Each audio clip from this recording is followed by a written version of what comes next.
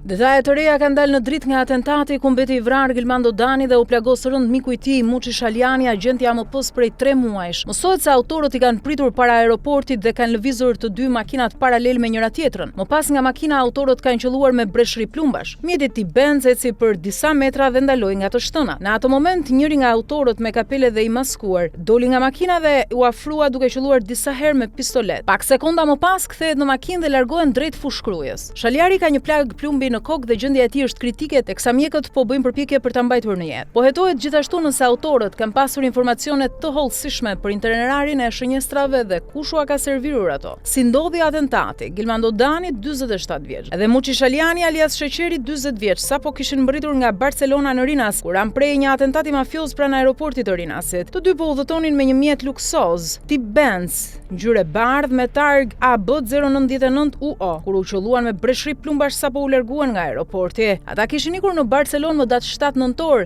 dhe mbërritën në Rinas sot 11 nëntor ora 13:55 minuta. Atentati ka ndodhur 25 minuta më pas, rreth orës 14:20 në rreth rrotullimin e Rinasit, një zonë ku ka një trafik të rënduar. Pikërisht kjo rrethani ka ndihmuar vrasësit për të shënjestruar objektivin e tyre. Autorët janë larguar me shpejtësi drejt fushkrujës, ku fillimisht kanë ndaluar në fshatin Halil, ku kanë ndjekur automjetin që përdorën në atentat. Distanca mes Rinasit dhe Halilit është vetëm 14 kilometra, çka tregon se atentatorët kanë vepruar me saksi dhe plan të qarta ratisjeje. Brenda mjetit të djegur janë gjetur 4 armë që dyshohet se janë përdorur në atentatin e sotëm.